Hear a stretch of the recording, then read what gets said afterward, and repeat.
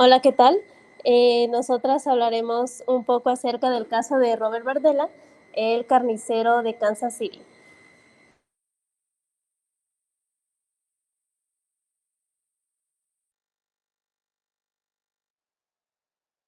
Muy bien, como datos relevantes de Robert Bardella, él nació el 31 de enero en 1949 en Cuyahoga Falls, Ohio.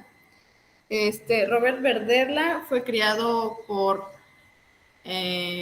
sus padres católicos y creció rodeado de valores religiosos que lo motivaban a seguir ocultando su homosexualidad durante su juventud. A los 17 años, Robert decidió estudiar artes en Kansas City Art Institute. Eh, Él era muy aplicado en la escuela, pero él empezó a experimentar con drogas y alcohol y a venderlas también. Y fue arrestado al mismo tiempo por posesión de y venta de drogas y no fue sentenciado. Bien, Robert trabajó como cocinero en un restaurante después de abandonar sus estudios en 1969. Para esto, Robert se compró la famosa Casa de los Horrores de Charlotte Street y Robert se convirtió en un buen chef y se involucró demasiado con la comunidad, formando parte de la patrulla vecinal y salió del armario. Robert era una persona muy querida en su comunidad por esto mismo, ya que era un reconocido por su sazón. También todo cambió en 1981, ya que decidió dar un vuelco en su vida y dejar de cocinar y abrió un negocio de antigüedades y objetos raros que era llamada Bob Bizarre Bazaar, donde vendía cosas de ocultismo, novelas, dientes, etcétera. Y también es importante destacar que él era coleccionista de sellos y monedas. Esto era una forma de escape. A su corta edad, él durante toda su vida usó gafas y padecía depresión alta. Lo de las gafas era motivo de burlas durante su etapa escolar. Y también tuvo una relación sentimental con una mujer, esto para poder complacer a sus padres. También es importante mencionar que fue violado a la edad de 16 años por un compañero de trabajo de su restaurante, del restaurante en el que trabajaba, perdón. Y bueno, ya adelantándonos sobre su etapa de asesino, él llegó a violar al menos a 23 víctimas, hombres homosexuales, que fueron encontrados en su patio. Además de que se encontraron en la escena del crimen 334 fotografías Polaroid, donde se veía a detalle las torturas que ejercía. En algunas fotos se veían personas dormidas o inconscientes y en algunas otras se veía claramente el sufrimiento que vivían. Y el 8 de octubre de 1992, Robert murió en la penitenciaría estatal de Missouri de un infarto después de estar 4 años en prisión. La cronología de los asesinatos que Robert cometió fueron los siguientes. El 4 de julio de 1984 capturó a Jerry Howell. Él era un amante que había tenido y a este le debía dinero y lo capturó y después lo torturó, violó y posteriormente le mató. El segundo fue en abril de 1985 a Robert Sheldon, de 18 años, al que sometió a las mismas torturas que a Holwen, y le inyectó en líquido para destapar las cañerías en los ojos, y murió tras ser asfixiado con una bolsa de plástico. En junio de 1985 asesinó a Mark Walles, de 20 años. En septiembre de 1985, de ese mismo año, mató a James Ferris, de 20 años. Y en junio de 1986 a Todd Stopp, de 21 años. Este fue martirizado de una forma aún más brutal durante semanas y murió después de un mes.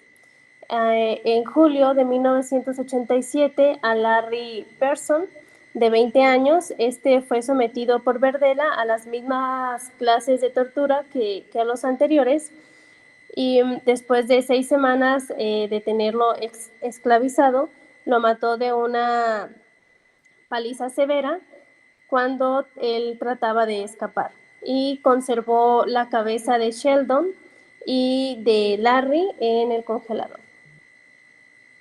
El tipo de asesino serial que fue Robert Berdella es organizado, ya que este era una persona realmente inteligente y era muy metódico y planificaba sus asesinatos.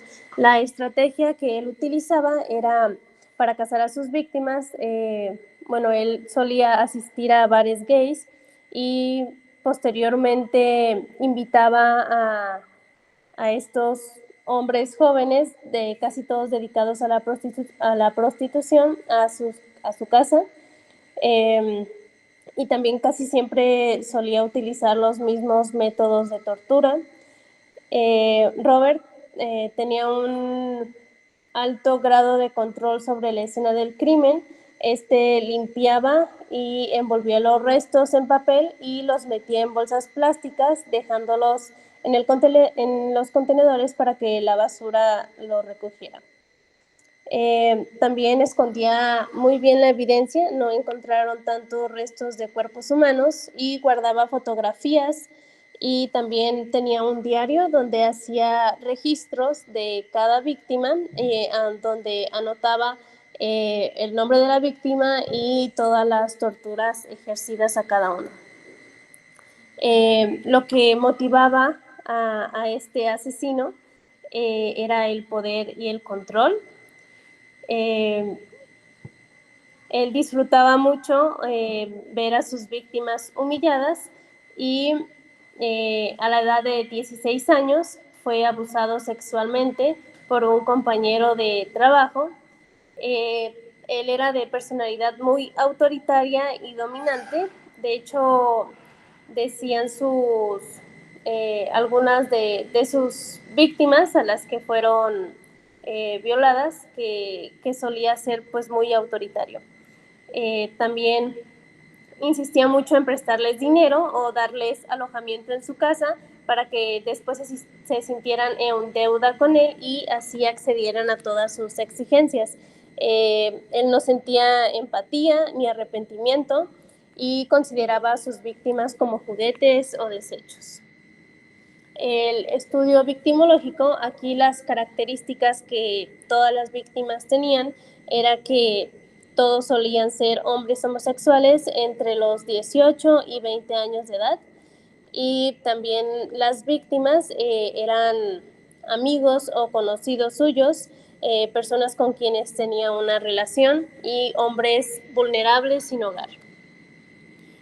Ahora vamos a pasar al análisis de modus operandi, que son las fases de desarrollo del asesino serial. Bien, la fase de aurea se basa más que nada en el proceso inicial del asesino, donde empiezan las fantasías que ya se van despegando más de la realidad y empiezan a gestar su lado criminal. Y bueno, Berdella cuando estaba en la escuela de artes, él hirvió un pato frente a sus compañeros de clase y para después continuar con un pollo. Y después procedió a asesinar a un perro con sedantes. Esto con el propósito de mostrar una especie de arte, ya que él consideraba, citándolo, el arte es transgresor. Pero a sus compañeros esto les pareció algo agresivo, cruel y un intento de llamar la atención.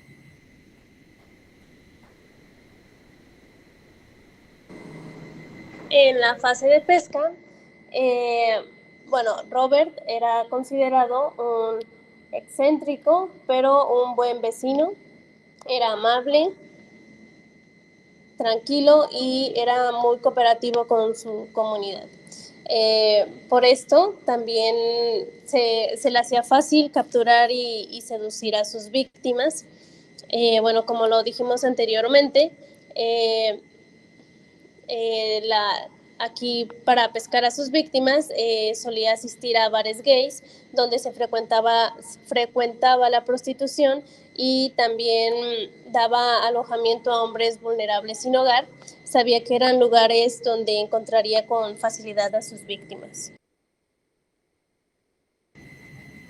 En la fase de seducción, Robert invitaba a personas que conocía en los antros gays a alguna fiesta, a tomar cerveza y fumar hierba. Y en otros casos, él decidía acoger personas vulnerables, hombres gays vulnerables, con el propósito de ofrecerles techo, comida y también con la intención de apartarlos de las drogas y la prostitución.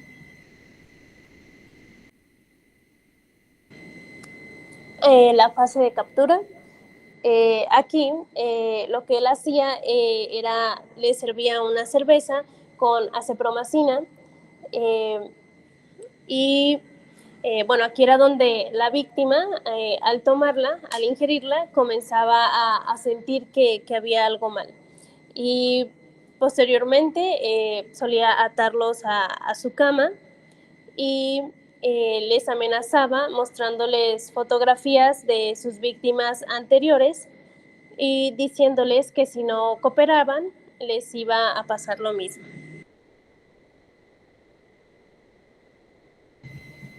En la fase del asesinato, él llevaba un proceso bastante largo de tortura. Algunas ocasiones él colocaba corriente eléctrica en sus genitales y en sus pezones o en los ojos, además de que les aplicaba drano, que es un líquido corrosivo en los ojos, y les inyectaba con jeringas en las cuerdas vocales a sus víctimas para que estos no gritaran. Además de que violaba y sodomizaba con varios objetos fálicos que les provocaron severas heridas. Con una víctima suya, él llegó a usar un pepino, lo introdució en su recto y en otra ocasión metió su mano completa, su puño, y llegó a desgarrar el interior de su recto. Además de que les aplicaba masilla en los oídos, esto para desorientar a la víctima, marearla y pues desorientarla. Además de que él tenía como rutina el amarrar a sus víctimas con cuerdas de piano de las manos y de los tobillos y solía pegarles con un tubo de metal a sus manos de tal forma que llegaba a triturarlas para evitar que éstas intentaran zafarse. También llegó a utilizar motosierras y cuchillos para descuartizar cuerpos. Los ponía de cabeza mientras hacía esto y en En otras ocasiones llegó a colocar una bolsa en la cabeza de la víctima y asfixiarlo con una cuerda de piano. A esta víctima le hizo esto debido a que iba a llegar una persona a reparar su techo, entonces requería una muerte rápida para evitar ser descubierto.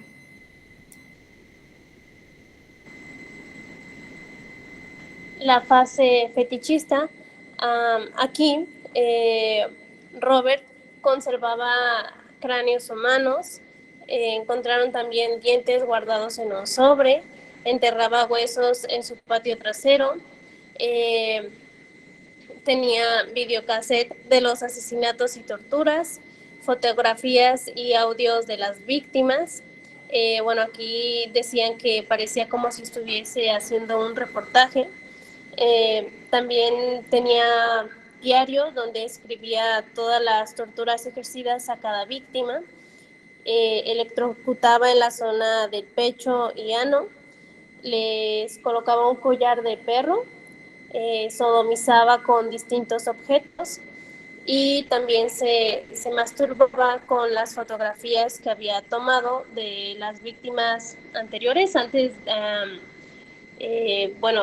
volver a cometer el siguiente asesinato. Decía que se conformaba con ver esas fotografías y masturbarse.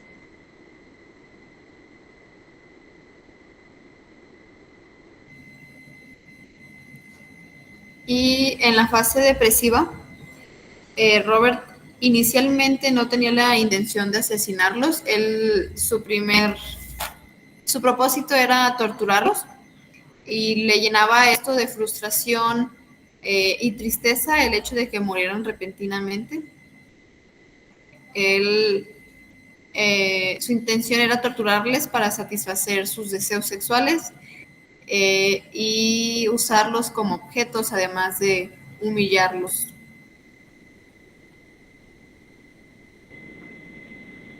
Algunos datos relevantes de su estructura familiar, era que su padre trabajaba en una compañía de motores y su madre era ama de casa.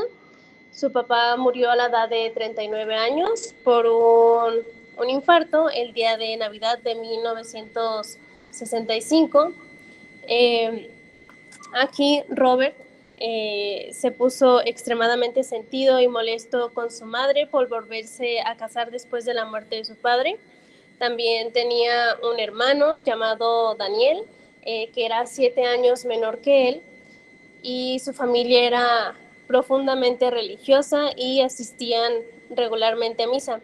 Y bueno, Robert iba con ellos, pero dejó de asistir en la adolescencia porque comenzó a sentirse muy avergonzado, porque le gustaban los hombres y bueno, la religión percibía esto como un pecado.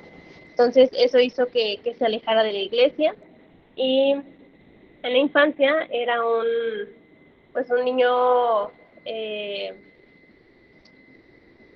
solía ser muy intimidado, y también era buen estudiante, era un joven asocial, no tenía casi relaciones sociales y también tenía pues un impedimento para hablar y sufría de presión arterial alta y también usaba gafas.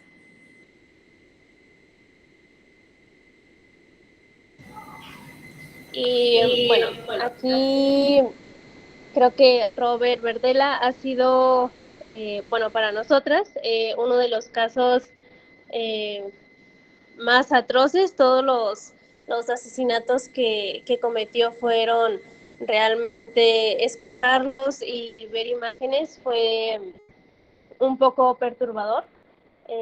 Sin duda creo que ha sido de los asesinos más horribles de la historia.